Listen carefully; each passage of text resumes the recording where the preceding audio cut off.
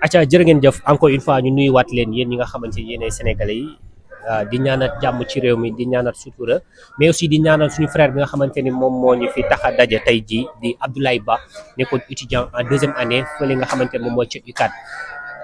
ñu koy ñaanal yàlla na ko yàlla yërëm yàlla na ko yàlla jéggal yàlla na ko yàlla xaree aljana dégg ngeen képp ku wax rek di nga wax mbaax képp ku wax di nga wax lu rafet képp ku wax di nga doon wax ni nga xamante ni noonu nga xamee woon moom mooy aji dem ji te it lépp lu rafet la kon lu rafet bi nga xamante ni wax nañu ko yàlla na ko fekk fi nga xamante ni moom la nar a tëdd bàmmeelam yàlla na yaatu bàmmeelam yàlla na leer bàmmeelam yàlla na sedd ñaan mën na ko te ñaanal nañ ko ñii ñu jàkkaar lool ay frère am lañu ay dëkkandoom lañu ñoo xamante ni bokk nañu fii nga xam moom mooy ci Grand Yoff waaye kii suñu frère la moom it tudd Cheikh nekkoon fële ca UCAD ku xam UCAD xam ni waaw des fois dinañu ko dégg ci waxin ñu ne foofu armée la ndax da ngay dem pour jàngi waaye da ngay dem pour am loo xamante ni di nga ko jàng ci sa àdduna ndax li nga fay dund ci lu neex ak lu nakari kii dañu koy bàyyi rek mu nuyoo ñu dugg ci waxtaan bi Cheikh ñu ngi leen nuyoo. waaw ñu ngi leen di fay di nuyu askanu Grand Yoff yëpp di jaale tamit askanu Grand Yoff parce que mun nañ ne ñun ñëpp a ñàkk di jaale tamit képp ku nga xamante ne ni yaa ngi si biir université bi parce que tamit bu ñu amee benn perte rek ci biir université bi ñun ñëpp a koy yëgandoo kon je pense que ni rawatina mu nekk koo xamante ni tamit sunu frère la ñu bokkandoo dëkk ci koñ bi kon je pense que ni naqar bi foo ko munti natt rek weesu na foofu noonu quoi waaw. en tant que étudiant démb ñu gis affrontement yi nga xamante ne amoon na foofu ca UCAD dëgg la affrontement yàgg na fa am waaye xam nga fu bakkan daanu rek dafay xaw a garaaw ndax bakkan na raw lépp bakkan na sut lépp yow mi nga xamante ni étudiant nga nekkoon foofu démb bi nga gisee affrontement yi nga xam ne amoon na UCAD nan nga ko gis. non naqarlu ko déjà de un quoi parce que tamit boo xoolee li nga xamante ni moo fa nekk parce que UCAD nekkul camp d'enterrement wu benn policier quoi parce que tamit tey jii nii foo xam ne temple du savoir la foo xam ne étudiants yi foofu la ñu war a mën a ñëw def seen cours ñëw dallu bu ñu gisee foofu noonu yenn violence yi rek dañ koy naqarlu bu baax a baax parce que kenn umpalewul ni tey jii nii ñi fay nekk bu nekkoon problème bu nekkoon moyen kese ku nekk da ngay dem dëkk say kër mbokk wala nga dem louer ay appartement mais bu ñu demee ba ne ay logement social rek kon je pense que ni ñi nga xamante ne ni ñoom ñoo fa nekk war nañ leen mën a jox benn considération rawatina nag ñuy def benn franchise universitaire ba di dugal foofu noonu policiers yi ba yii nii yëpp di ci am. ñu gis ay images yu doy waar yu triste yoo xamante ni gis nañ ko suñu frères étudiants yi ak force de l'ordre yi ñuy sànnante dëgg la di yàq ñi di leen di doo ñi leen di gaañ ba tey ndogal gi nga xamante ni wàcc na si suñu frère bi di Abdoulaye Ba du moins Abdoulaye Ba ñuy masawaat encore famille bi nga yëgee ni ki nga xamante ni moom mooy seen jegeñaale seen frère bokk ak yéen koñ moom moo daanu ci lii lan nga ko waaw dañ ko méttiirlu bu baax méttiirlu ko parce que tamit tey jii nii étudiant bu demee bay laaj ay droit am rek je pense que ni ci biir droit am yooyu noonu nekkul loo xamante ni war na mën a jot polémique parce que tamit tey jii nii ku xamul njëriñu bourse rek moom mooy naan nañu dagg bourse wala étudiant warul am bourse parce que tamit tey jii nii c'est déplorable boo déggee yenn député yi naan nañu supprimer bourse étudiants yi parce que ñooñu noonu amuñu benn vécu si biir université bi parce que ñooñu jàngee wuñ fi tey jii nii boo duggee campus social wala nga dugg tey jii nii biir COUD di nga xool si précarité bi nga xamante ni nii étudiants yi si lañ nekk parce que étudiants yoo xamante ni même bu ñu leen fayee sax seen fay yooyu noonu ñu leen di fay dañ koy jëlaat di ko fayee ay bor kon kooku noonu mënul dund parce que man expérience bu ma si am rek dañ doon toog suñu chambre nit fëgg nga foog ne day ñëw di la seet mu lay dagaan ay ticket resto kon je pense que ni loolu noonu boo koy dund si ñu lay jox benn bourse boo xamante ni nii benn 20 000 francs la wala 40 000 francs loolu noonu ba pare nag di la ko dajaleel duñ la ko fay à temps parce que ñun yàgg nañ fi toog loo xam ne parce que man mii nii doon wax ak yow logé naa université chambre laa fa amoon mais chaque mercredi dama doon ñibbi parce que xam naa ni condition yi ma doon nekk nii nekkul condition yu baax comme que sori ma Grand Yoff laay rek damay obligé ñëw ñibbi si ñi nga xam ne ñoo fa nekk ma bàyyi leen nag sama lii parce que yow chambre boo xam ne normalement ay 6 personnes la war a jël da ngay dem di fa retrouver wu ay 14 personnes kon kenn bu si génnee rek soulagement la pour ñeneen ñi nga xam ne dañoo jóge si ay région waaw amuñu fu ñu nekk tey jii nii imaginal nga jóge benn région boo xam ne amoo fi mbokk amoo fi dara boo dalee campus social te tey dégg naa ni campus social dañ koy tëj yow imagine nan la ñuy tëjee campus social si li nga xamante ne nii on n'a pas fait la lumière si ay si meurtre bi nga xamante ne parce que meurtre lañ koy qualifier parce que bu ñu jëlee dem ba dugg biir campus social di fa dóor ay doomu aadama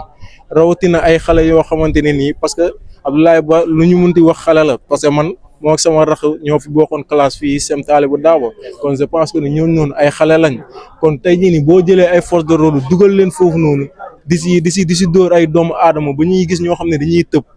loolu noonu dañ koy ñaawlu te duñ koy rafetlu beneen bu ñuy njëkk a ñaawlu tamit mooy yow naka la campus social ngay tabax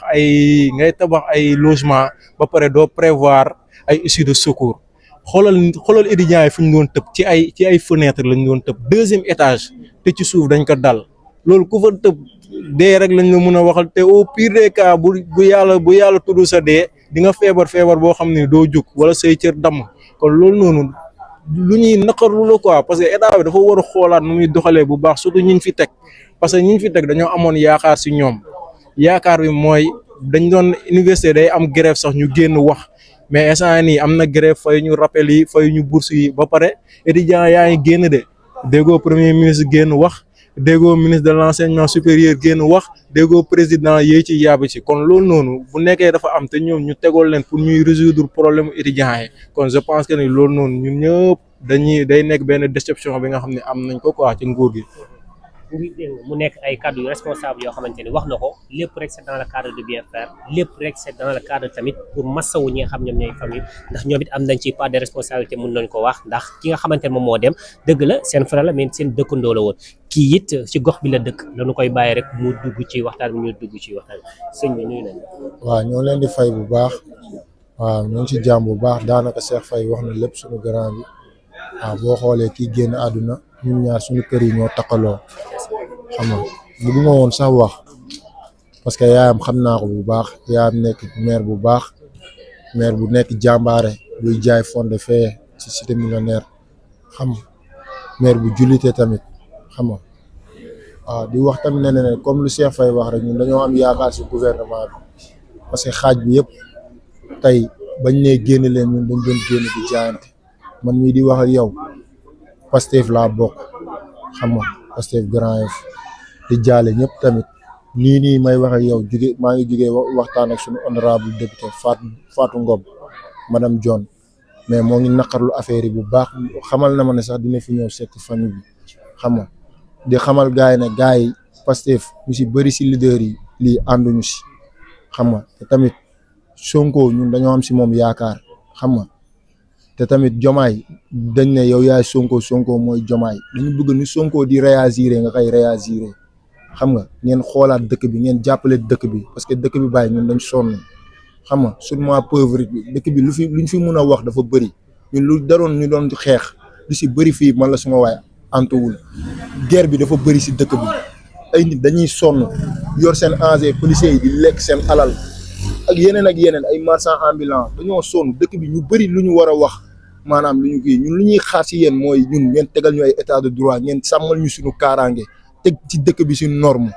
xam nga ñëpp tegu si yoon xam nga ñun loolu lañ leen di xaar mais pas yu daan xew ay jamono nguuru Macky Sall muy am lii bu amee ñun ñoo si gën a am ñun lu ñuy sëgg parce que ñun suñuy nawle ñu bëri tey voté luñu Ousmane Sonko voté luñu Diomaye mais ñun luñ doon xeex li ñuy yërëmee ba voté Sonko ak Diomaye am na suñuy papa ak suñu yaay yoo xam ne ànduñu woon ak Sonko ak Diomaye mais gëm-gëm buñ doon demee moo tax ñu bëggoon Sonko ak Diomaye ne garaawal bàyyi ñu sàndil leen ko parce que suñuy doom yëpp ñoom Sonko la ñu àndal te kii ñu lor nii jël bakkanam tey yaayam amaana moom la yaakaar xam nga yooyu tamit dafa jar ñu bàyyi si xel ba pare suñu policiers yi dañu war a wax ak ñoom tamit xam nga ñu am yërmande gaañ ñun ñëpp ñoo bokk ndey ak bàyyi muy policiers yi na xaana ñu gaañ la xii na xaana ñu dóor la xii na xaana silence booy wax ak ñoom silence lañ lay njëkk a wax boo kiiwul ñu mettre la en respect dóor la dóor yu métti du mujj fenn te bu nekkee néew di doole nga xam nañ fii nëpp nu muy demee fii borom alal yi rek ñooy nekk ñemee taxaw policier di wax ñuy wax di aalu mais néew di doole boo ko defee mooy yow dem nga barsaak parce que du mujj fenn ñëpp xam nañ loolu mais dëkk bi tam nañ yërëm ñëpp waaw loolu laa am lu may wax sama xol ku ci wax dina wax ak xol ku ci wax dina wax ak le cœur mais it lépp rek pour rafetal lépp rek pour teg affaire bi ci yoon lépp rek pour wan ñi nga xamante ni ñoom tey lii moo amoon fii nga xamante ni moom mooy ci Grand Yoff encore une fois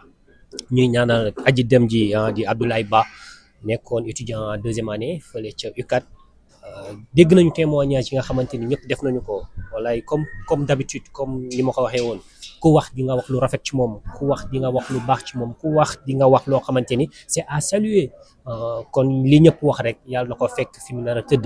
yàlla na ko yàlla yërëm yàlla na ko yàlla jéggal yàlla na ko yàlla xare aljana incha allah dinañ ko topp ci levée du corps bi ci enterrement bi ci lépp loo xamante ni war na am ci dëj bi ndax am nañu yaakaar que ni lépp lu jullit bu ko yi dalee jullit war ko defal dara du tóol incha allah lépp dina mat dinañu ko jullee dinañ ko sàng dinañ ko jébal borom dinañ ko ñaanal kon loolu incha allah nañ leen ko toppal lii moo amoon tey fi nga xamante ni moom moo ci Grand Yoff di jaalewaat encore une fois étudiants yëpp amul faculté bi mbaa faculté bi étudiants yëpp ñu ngi leen di jaale di leen wax ni addunaa ngi nii nañu gën a góorgóorlu yàlla dina defal lépp mais aussi di masawaatam poste de l'ordre yi ndax ñoom it seen liggéey métti na affrontement yi ñu gis démb kenn rafetlu ko mais noonu xam ne rek lu am ci àdduna la kon ñu ngi leen di jaajëfal te di leen jox dig daje très prochainement ak fii nga xamante ne moom moo ci Grand Yoff jërë ngeen jëf